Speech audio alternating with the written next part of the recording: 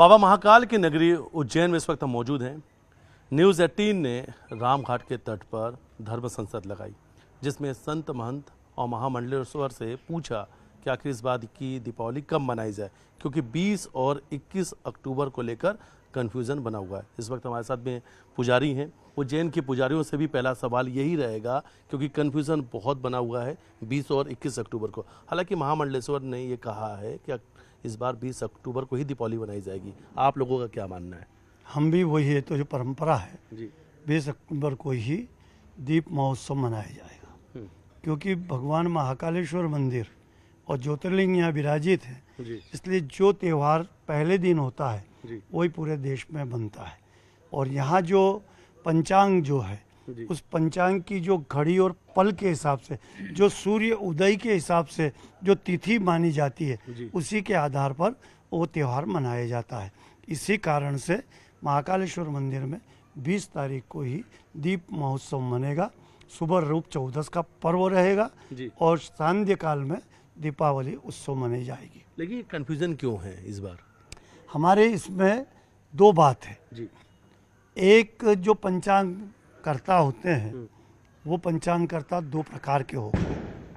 एक पंचांग कर्ता तो बड़े विद्वान हैं और बड़ी विद्वता से पंचांग का निर्माण करते हैं।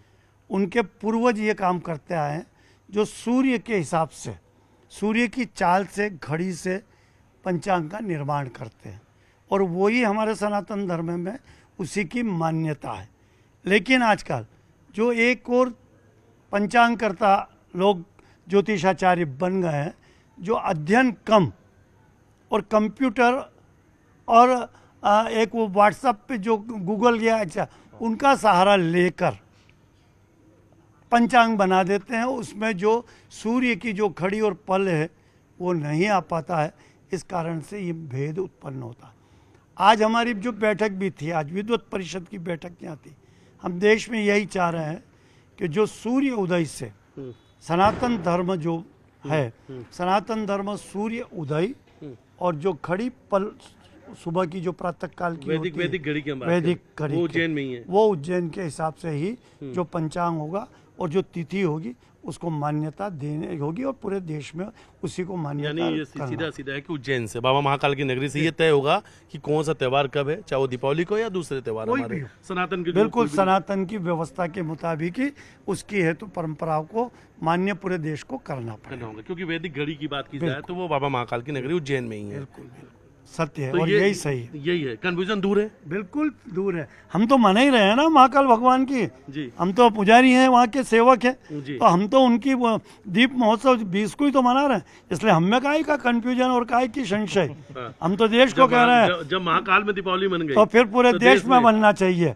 हम तो सारे देश को कहते हैं, और उन पंचांगकर्ताओं को नकार दिया जाना चाहिए। यदि उज्जैन के महाकाल में यदि दीप महोत्सव 20 को मन रहा है, तो पूरे देश में 20 तारीख को ही दीप महोत्सव मनना चाहिए। और अगली बार ये मान लें कि अब अगली बार की जो भी दीपावली है या जो भी त्यौहार रहेगा वो उज्जैन से ही तय होने वाला है, क्योंकि वैदिक घड़ी की हमने बात की। जो हमने विद्वत परिषद जो स्थापित की है जी, हम चाहेंगे और भगवान महाकाल बाबा से ये आशीर्वाद चाहेंगे कि ये विद्वत परिषद पूरे देश में जो तय कर देगी उज्जैन से, वही त्योहार मानना पड़ेगा।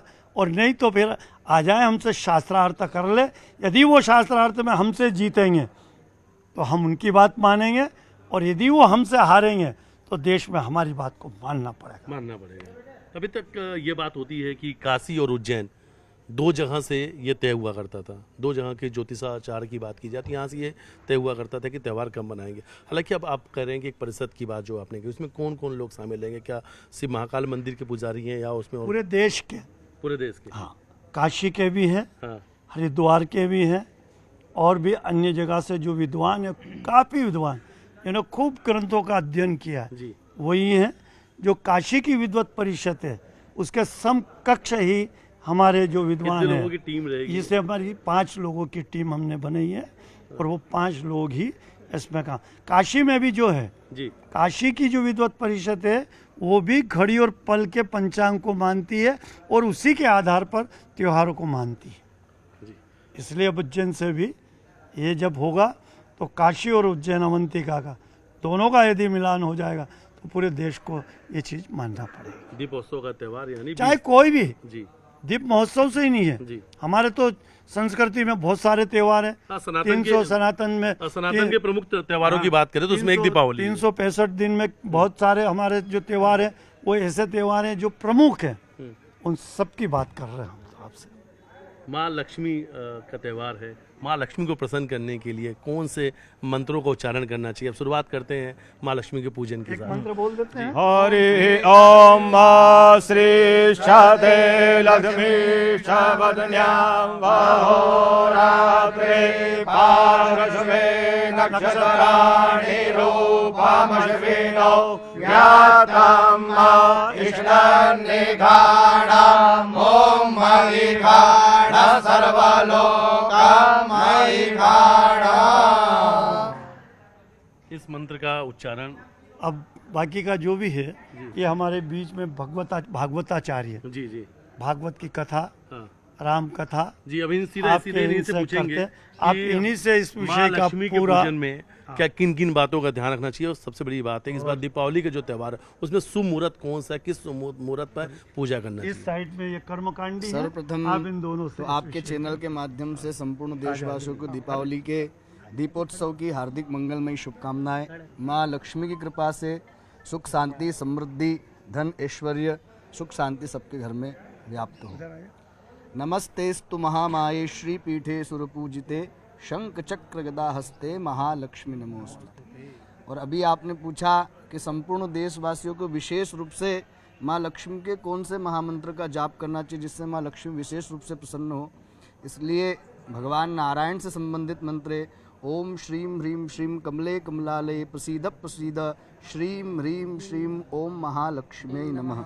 इस महामंत्र के द्वारा माँ भगवती के पूजन के बाद अर्चन करें। दूसरी बात, दीपावली 20 तारीख को ही मनाई जाएगी।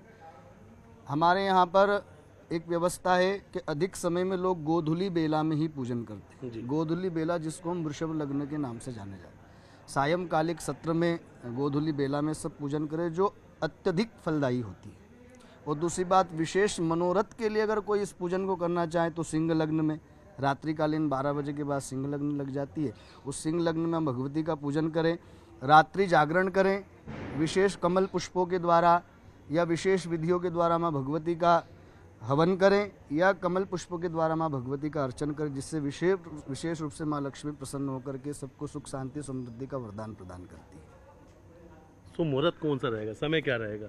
जैसा कि बताया ये आचार्य जी ने, बहुत जो दर्शक इस वक्त देख रहे हैं, हालांकि दर्शक ये समझते हैं कि 8 बजे 8:30 बजे 9 बजे 10 बजे इस तरीके से उस समय समझ पाते हैं। हाँ, तो आपको क्या वो समय कौन सा है? और सबसे बड़ी बात है घर में पूजन का क्या समय होना चाहिए? और जो लोग व्यापारी हैं या जो लोग जिनकी दुकानें हैं, व्यापारी जो लोग हैं, उन्हें किस वक्त में पूजन करना चाहिए? जो व्यापारिक प्रतिष्ठान से संबंधित हैं, जो वैश्वानर हैं, जो व्यापार करते हैं, जी। उन्हें लगभग 4:30 से शाम को 6 बजे तक का मुहूर्त है उनके लिए श्रेष्ठ मुहूर्त होता है। चर लग्न है जिसमें उनका व्यापार व्यवसाय और मशीनें जिन संबंधित होते हैं उनको इसमें करना चाहिए कि वो चलता रहे। चर का अर्थ होता है चलते रहना, चलते रहना। बाकी जो गृहस्थ हैं, जो माता महालक्ष्मी कृपा अपने परिवार पर, वंश गोत्र पर चाहते हैं, प्रतिष्ठान पर चाहते हैं, उन्हें शाम को 6 से 7:30 बजे तक और रात्रि में फिर 11:15 बजे से 12:30 बजे तक का मुहूर्त सर्वश्रेष्ठ बताया गया है धर्मशास्त्र के अनुसार। शुभ का भी है, उसमें लाभ भी है और चर अमृत में भी होता है। तो एक प्रकार से सायंकाल गोधूली बेला से में भी करना उचित होगा और सर्वश्रेष्ठ होगा।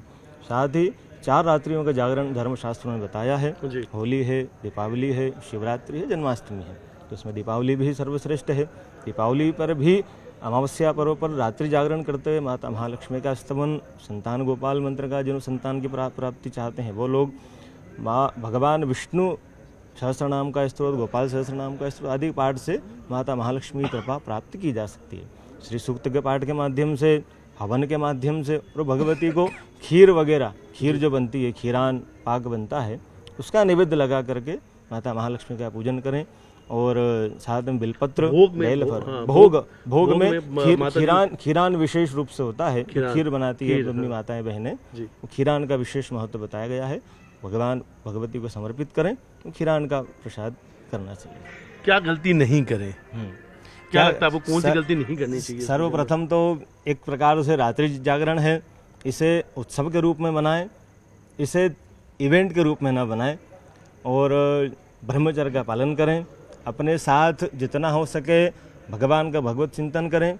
ऐसे लोगों का चिंतन आपने सुने। ब्रह्मचर्य की जी, बात करी है, जी। तो ब्रह्मचर्य दीपावली वाले दिन के लिए आपने कहा कि ये सभी हमारे धर्म धार्मिक ग्रंथों में पर्वों में हर पर्व पर जो भी तिथियां होती हैं, जैसे श्राद्ध की तिथि हो, किसी के घर में श्राद्ध हो, वहाँ पर अमावस्या हो, पूर्णिमा हो, एकादशी हो, इन तिथियों पर ब्रह्मचर्य का पालन करना चाहिए। उससे अत्यधिक फलदायी होती है और जो पूजन है वो उसका प्रतिफल अच्छा मिलता है, नहीं तो उसका उल्टा प्रतिफल भी मिल जाता है। लोग शयन करते हैं, किस मुद्रा में करते हैं, कैसे करते हैं, उनका प्रतिफल गलत भी पड़ जाता है। धन की हानि क्यों होती है? अगर सीधा धन की हानि इसी कारणों से होती है। कौन सी गलती करते हैं जब धन की हानि होती है? धन की हानि एक तो एक प्रकार से आपके मन में विश्वास कम हो जाए, किसी प्रकार से धर्म के प्रति, पूजन के प्रति विश्वास नहीं रहे तो भी हानि होगी, क्योंकि आप अविश्वास से जब कोई पूजन करेंगे तब कल्याण संभव नहीं होता है। विश्वास के साथ पूजन करेंगे तो हमेशा निश्चित ही लाभ होगा। और जब बात रही धन हानि की, तो धन हानि तो अपने कर्म के आधार पर होती है। जिस प्रकार का आपका कर्म होगा उसी प्रकार से धन की प्राप्ति और धन की हानि होगी। विधि विधान से पूजन पाठ की बात की जा रही है, क्या लगता है आपको कि घर में धन की वर्षा हो, महालक्ष्मी प्रसन्न हो, किस तरीके से पूजन पाठ करना चाहिए? क्या क्या भोग लगाना चाहिए? कौन कौन सी पूजन पाठ में सामग्री शामिल होनी चाहिए?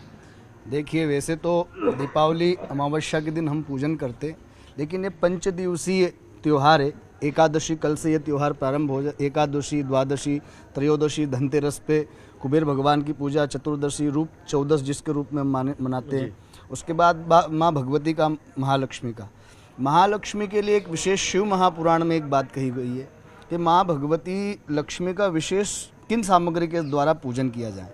तो माँ भगवती के लिए लक्ष्म्यास्तन उत्पन्न महादेव च प्रियम बिल्वपत्रम, तो बिल्वपत्रम प्रयच्छामि एक बिल्वम शिवार्पणम। भगवान शिव को प्रसन्न करने के माँ लक्ष्मी ने 1000 कमल पुष्पों से अर्चन किया, और भगवान नारायण ने किया तो 1 कमल पुष्प अदृश्य कर दिए भगवान शिव ने, और माता लक्ष्मी ने 2 कमल पुष्प उनके अर्चन में भगवान ने अदृश्य कर दिए। और जब 2 पुष्प नहीं प्राप्त हुए तो उनका अर्चन खंडित हो जाता, तो माता लक्ष्मी ने अपने दोनों स्तन भगवान शिव के ऊपर समर्पित किए, और जब दोनों स्तन समर्पित किए तो भगवान शिव गौरी और शंकर के रूप में प्रकट होकर माँ लक्ष्मी को आशीर्वाद दिया। माता पार्वती ने अखंड सौभाग्यवती का और कहा कि पूरा जग तुमको लक्ष्मी के नाम से जाता, आज से हमारा आशीर्वाद है कि पूरा जग तुमको महालक्ष्मी के नाम से जाता। और महादेव ने अपने हाथ में अमृत लेकर के अभिमंत्रित करके जल माँ भगवती के स्तनों पे जब अभिसिंचित किया तो वहाँ पे एक वृक्ष उत्पन्न हो गया, जिस वृक्ष का नाम बिल्वपत्र रखा गया।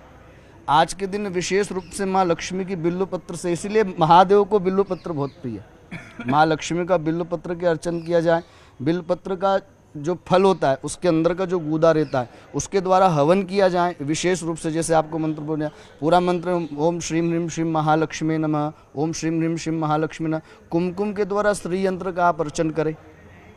माँ भगवती को कालरात्र, महारात्र, मोहरात्र दौरानाती, इस 4 प्रकार की रात्रियां बताइए। विशेष रूप से जैसे कहा ब्रह्मचर्य के द्वारा, तो ब्रह्मचर्य शरीर का ही ब्रह्मचर्य नहीं, मनसा वाचा और कर्मणा, मन से भी ब्रह्मचर्य होना चाहिए। तो आपका मन का ध्यान भटक रहा है, वाचा वाणी के द्वारा भी, आपकी वाणी के द्वारा किसी का अपमान ना हो जाए। नहीं तो आप पूजन तो यहाँ कर रहे हो लेकिन मन में छल भरा है, छिद्र भरा है, काम क्रोध ये सब भरे हुए, तो आपकी पूजन माँ भगवती स्वीकार नहीं करती, इसलिए प्रतिफल पूर्ण रूप से प्राप्त नहीं। इसलिए कहते समर्पण भाव से, आर्त भाव से माँ भगवती को समर्पित हो जाओ, उसके बाद उनका पूजन करो तो वो निश्चित ही आपका मनोरथ परिपूर्ण करती है। एक आखिरी सवाल इसी से जुड़ा हुआ, सीधा सीधा जो दर्शक इस वक्त आपको सुन रहे हैं कि घर में लोग कहते हैं कि उस वक्त जो कौड़ी है वो ऐसे तमाम जो अलग अलग पूजन पाठ की सामग्री, सीधे सीधे कि क्या क्या हम सामग्री रखें, हम घर में पूजन कर रहे हैं और ये होना पूजन पाठ के लिए बहुत ज़रूरी है। देखिए, माँ लक्ष्मी की प्रतिमा हो या तस्वीर स्थापित करें, आप दीप प्रज्वलित करें, शंख घंटी का पूजन करें, पवित्रीकरण करें, आचमन करें, और षोडशोपचार विधि से पाद्य, अर्घ, आचमनी, पुनराचमनी, गंध, पुष्प, धूप, दीप, नैवेद्य, फल, तांबूल, दक्षिणा, प्रदक्षिणा, और जो हमारे घर में जो भी माँ भगवती ने ऐश्वर्य प्रदान किया उन सामग्रियों का, जेवर का पूजन करें। आपके पास जो धन है उस धन का पूजन करें। आपके जो वाहन है उन वाहन का पूजन करें। पूरे घर के अंदर शुभ लाभ स्वस्ति से अंकित किया जाए। और अष्टलक्ष्मी की उस दिन पूजा किया जाए। अष्टलक्ष्मी की अष्टलक्ष्मी के स्वरूप में माँ भगवती के मंत्र नित्य कर्म पूजा प्रकाश नाम की एक पुस्तक है, जिसमें महालक्ष्मी का संपूर्ण पूजन जो सामान्य रूप से प्रत्येक गृहस्थ व्यक्ति कर सकता है, वो पुस्तक ला करके, वैसे तो हमारा आपके चैनल के माध्यम से निवेदन है, प्रत्येक लोग माँ भगवती का एक ही दिन का व्रत अपने घर में वैदिक ब्राह्मणों को बुलवा करके ब्राह्मणों के द्वारा पूजन करवाई जाए, क्योंकि ब्राह्मणों को बुलवा संकल्प के, जब जी। तक संकल्प आपका सिद्ध नहीं होगा, आपकी पूजा पूर्ण मानी नहीं जाएगी। और संकल्प तभी सिद्ध होगा जब वो संकल्प ब्राह्मण करवाएगा। ब्राह्मण का मुख जब उस संकल्प में लगेगा नहीं, आपकी पूजा की सिद्धि पूर्णतः मानी नहीं जाएगी। इसलिए आप वैदिक ब्राह्मण क्या को बुलवा उस करके दिन व्रत भी रखना चाहिए, उपवास भी रखना चाहिए? व्रत ये आपके धैर्य पर डिपेंड करता है कितना करना है। व्रत का अर्थ ये होता है कि आप मुझे बताया कि मन कर्म वचन से, व्रत का अर्थ ये होता है कि व्रत आप स्वयं निराहार रहना व्रत नहीं होता है। मन से, कर्म से, वचन से, आत्मा से, बुद्धि से, नेत्रों से सबसे शुद्धि हो, वो व्रत कहलाता है। तो यदि आप व्रत अच्छा, करना चाहें, व्रत एक कर सवाल सकते हैं। और भी सामने आते हैं। कई बार लोग कहते हैं कि पूजन के दौरान पे जो कछुआ है वो होना जरूरी है, शायद कई बार लोग कहते हैं वो नहीं है, तो शायद वो पूजन संपन्न नहीं। इसको लेकर क्या धारणा है? भगवान विष्णु के स्वरूप में उनका पूजन होता है, क्योंकि भगवान विष्णु स्वरूप हैं वो। जी। भगवान विष्णु का अवतार ही एक प्रकार का कच्छप अवतार जो हुआ है वो भगवान विष्णु का है, तो उनका पूजन विशेष फलदायी माना जाता कोई है, भी होना चाहिए। पीतल या किन्हीं भी अब अभी तो वर्तमान में तो इन धातुओं से ही लगता है, चलता है, और करना तो भी कर सकते हैं चाहिए। इन धातुओं बिल्कुल से, कर सकते हैं, करना चाहिए, बिल्कुल जो होना चाहिए। कुछ लोग ऐसे हैं जो पीतल के अलावा कांच के जो बने होते हैं, नहीं, वो कोई मतलब के नहीं, क्योंकि धातु ही आपको तरंग प्रदान करेगी।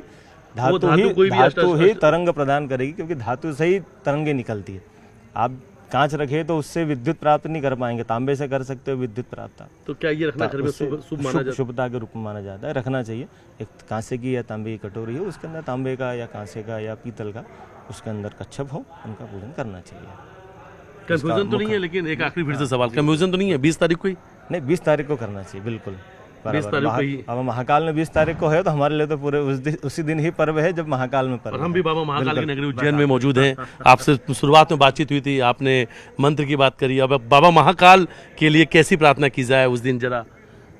देखिए, भगवान महाकाल का जो मंत्र है, जी जिससे आयुष की प्राप्ति होती है, निरोगता मिलती है, धन धान्य भी मिलता है, उसको बोलते हैं महामृत्युंजय जाप। जी महामृत्युंजय मंत्र।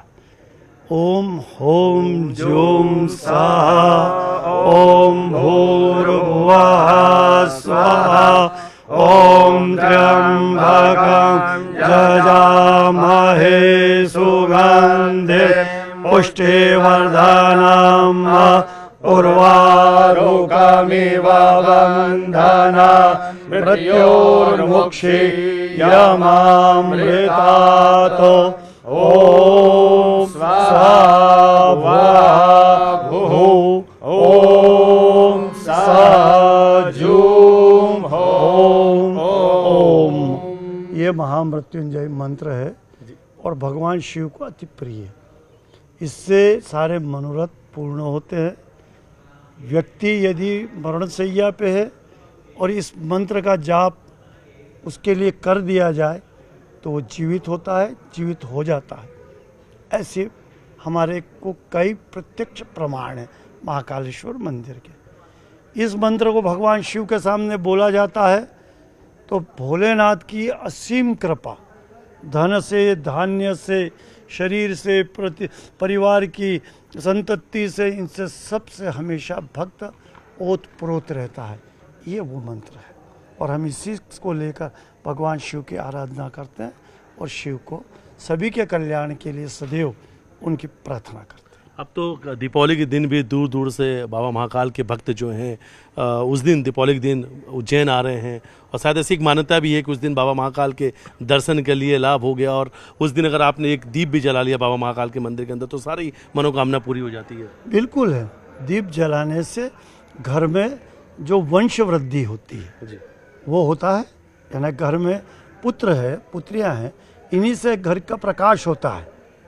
घर में प्रकाश इन्हीं से होता है।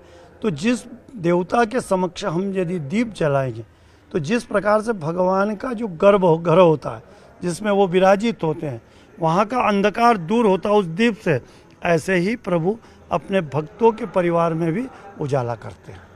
माँ लक्ष्मी की पूजन कैसे करें और आप चाहते हैं घर में धन की बारिश हो, धन की वर्षा हो, तो अभी इस वक्त आपने न्यूज़ 18 पर तमाम आपने महंतों को सुना है, तमाम पुजारियों को सुना है आपने, और उन्होंने बताया है कि किस तरीके से आपको पूजन पाठ करना है, किसका ख्याल रखना है और कौन सी गलतियाँ नहीं करनी है। इस प्रोग्राम को जरूर देखिएगा, इसे मिस बिल्कुल मत कीजिएगा, और इसमें सब कुछ आपको पता चलेगा कि आखिर किस तरीके से माँ लक्ष्मी की पूजन आपको अपने घर में करना है। वीडियो जर्नलिस्ट डॉ. साथ मिथिलेश गुप्ता, न्यूज़ 18 उज्जैन।